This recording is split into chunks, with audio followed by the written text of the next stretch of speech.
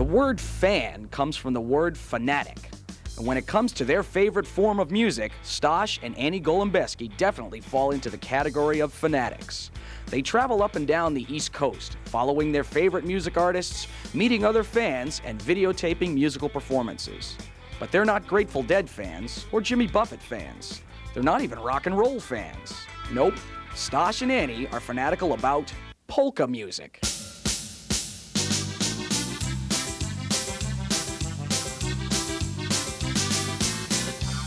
When we first went, I had that whole 1, 2, 1, 2, and I was a little bit embarrassed when I looked out on the dance floor and see these people doing all this jumping around, this hopping around, and I'm wishful thinking. I'm saying, I wish I could do that. Stas used to be busy with his camera, so I'd watch and watch, and finally one day I says, I'm going to try this.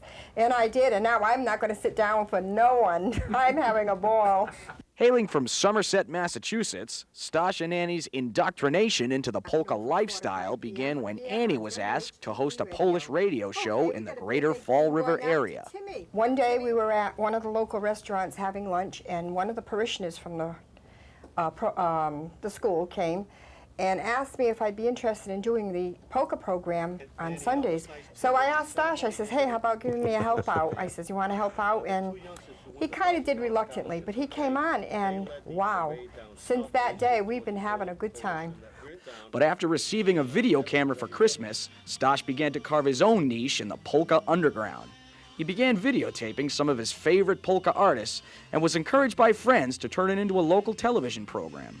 And I took it to my first festival in June of 1996. When we came back home and watched the program, and I was a hacker. It was shaking up and down, the lights was bad, everything was wrong with the film.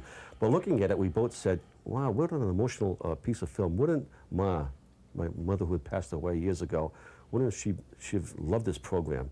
And then he said to me, look, there's a lot of mothers out there that I think that would still like that program. Why don't you bring it down to the local public access provider and see if they'll air it? I said, I don't think they're going to air this. They want something that's done professionally. Well, anyway, she hounded me and I brought it down. Well, that first program just blossomed into, over the years now, we've got 20 cable stations running. We show 155 cities every single week. It's a new program every week. Our library is over 350 tapes, and I love it.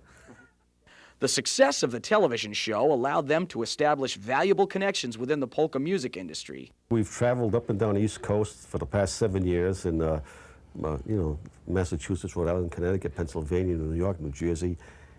And the thing that keeps us going is not only have the people accepted our Polish-American programming in such a way we never thought would be possible, the polka artists themselves, all right, because Annie's a polka DJ, all right, they've made themselves available to us, all right, and they allowed us to tape, and that's something that it's almost like a privilege, okay? We get backroom privileges, taping privileges on the stage with the bands, all right? Because they know we're going to show it on public access, we're non-commercial, we don't get paid for what we're doing, we do it because we love what we're doing. The artists know this, it promotes the polka industry, and it just seems to mesh together correctly. And oh, the stories they tell. But Rick, I got a very nice quick story about Annie when she first came on the polka scene. As she was starting to learn how to dance, and a very old elderly gentleman came to her and asked her to dance. This guy's a very tall, distinguished Polish-American, and as they're dancing, I could see Annie's face, and I felt there was something wrong. Well, after the dance, she came back to the table, and she said, oh, my God, I'm so shook up, I don't know what to do. I says, well, why? He kept telling me he loved me, as we're dancing. I says, oh, my God, what did he say exactly? Well, he loved me, he loved me.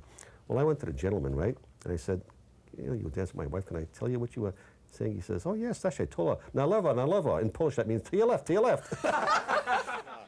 And then there's the story about when Stas went to the Arthur Murray School of Dance to learn how to polka. Son of a gun. The first 2 lessons were a complete washout. Then she finally says, come here, Stanley. She didn't call me Stas. Come here, stand here. Were you in a service? I says, yeah. You remember marching? I said, yeah, how did you march? Hop, 1, 2, 3. She says, do that. Hop, 1, 2, 3. Now I'll do it fast, and I'll do it faster as you're counting off. Hop, 1, 2, 3. She says, that's a polka step. Stas and Annie Golombeski, truly living La Vida Polka. Unless you experience it, unless you feel it, and unless you put yourself amongst these people that are having such a good time, you really don't know what you're missing.